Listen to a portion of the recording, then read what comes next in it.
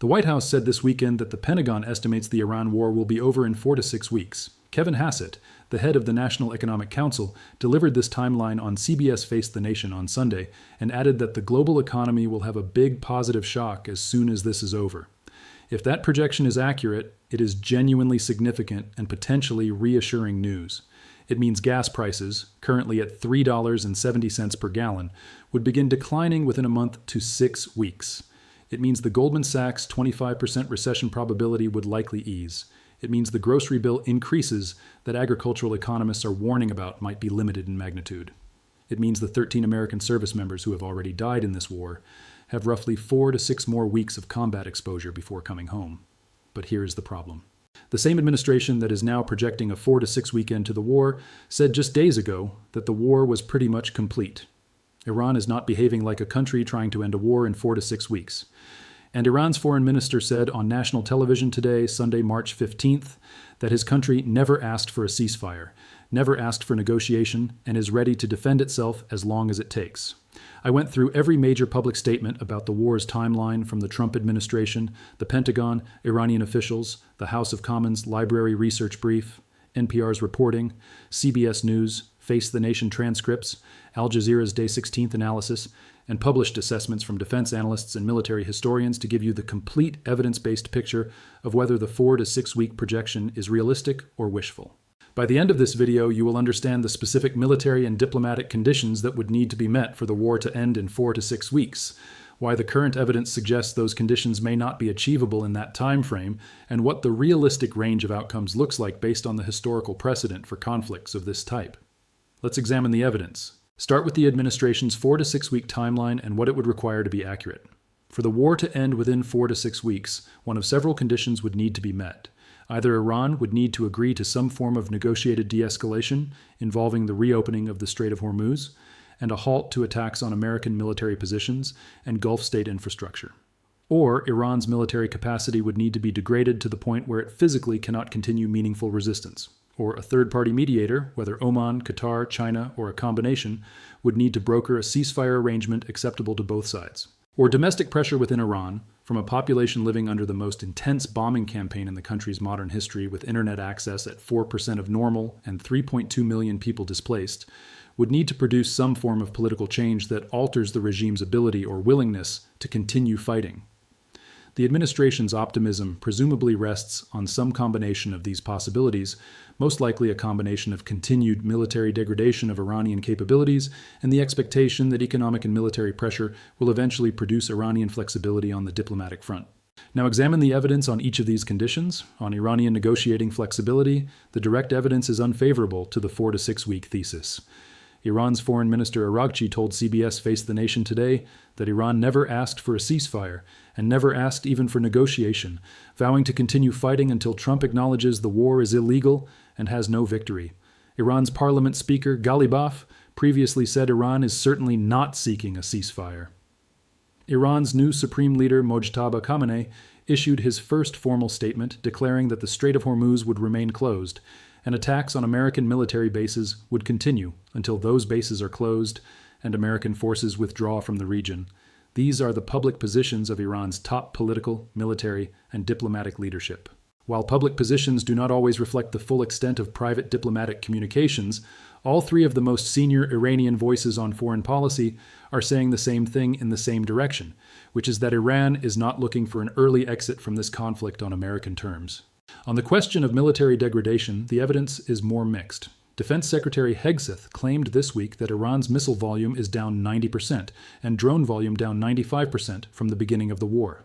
U.S. Central Command has confirmed striking more than 6,000 targets in Iran, including nuclear facilities, missile sites, air defense systems, command and control infrastructure, and most recently, military installations on Karg Island. These are genuinely significant military achievements that have degraded Iran's conventional military capability. However, as the continuing Fujairah attack yesterday and the continued missile and drone barrages against Gulf states and Israel demonstrate, Iran retains meaningful offensive capability even at reduced levels. The IRGC's Iran chief Alireza Tangsiri said this week that the strait has not been militarily closed. It is merely under control, suggesting Iran believes it retains the capability to manage the waterway even without its full pre-war military assets. And Iran's foreign ministry acknowledged that some military units are operating on old general standing instructions, meaning that the command degradation the bombing campaign has achieved has not eliminated autonomous Iranian military action. The historical precedent for predicting conflict durations in the Middle East is not encouraging for the administration's 4 to 6 week assessment. The Iraq War was expected by some administration officials to last weeks and lasted years. The Afghanistan War lasted 20 years. The 2006 Israel-Lebanon conflict was expected to be brief and produced a month of fighting before a UN-brokered ceasefire. The 1980 to 1988 Iran-Iraq War, the previous conflict that most directly involved Iranian military forces and the Persian Gulf oil infrastructure, was initially expected to be a short war and lasted 8 years. These comparisons are not perfect analogies for the current situation, which involves different military technologies, different strategic objectives, and different domestic political pressures, but they do establish that official projections of short wars in this region have historically proven optimistic. There is also a structural reason why the 4 to 6 week projection may underestimate the conflict's duration that has nothing to do with Iranian intentions. Even if Iran were to agree to some form of de-escalation, the specific mechanisms for verifying that de-escalation, reopening the Strait of Hormuz to normal commercial traffic, removing mines that the U.S. military has acknowledged Iran was laying in the waterway, ensuring that autonomous Iranian military units following pre-war standing orders cease fire, and restoring confidence in the safety of the maritime corridor to the degree that insurance companies redesignate the area as non-war zone would take time even after a political agreement was reached. Shipping companies like Maersk and Hapag-Lloyd have suspended Middle East operations. Getting those operations restarted requires commercial confidence and safety that cannot be restored overnight, even with a formal ceasefire in place. Those who believe the 4 to 6 week projection is achievable point to the military mathematics. They argue that Defense Secretary Hegseth's 90% reduction in Iranian missile and drone volume reflects real and lasting degradation of Iranian offensive capability that will continue as the bombing campaign continues, eventually reducing Iran's capacity to threaten the strait to a level where tanker traffic can resume with naval escorts despite continued Iranian attempts at disruption.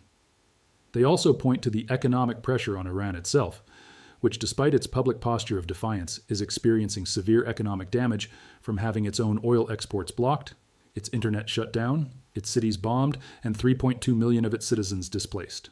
There is a legitimate argument that Iran's public posture and its actual strategic calculus diverge, and that the combination of military degradation and economic pain will produce a different outcome than Araghchi's public statements suggest. Let's bring this all together. The White House said Sunday that the Pentagon estimates the war will end in 4 to 6 weeks. Iran's foreign minister said Sunday that Iran never asked for a ceasefire, never asked for negotiation, and will fight as long as it takes.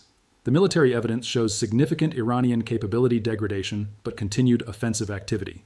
The diplomatic evidence shows no formal ceasefire communications through public channels. The historical precedent for official short war projections in the Middle East is poor.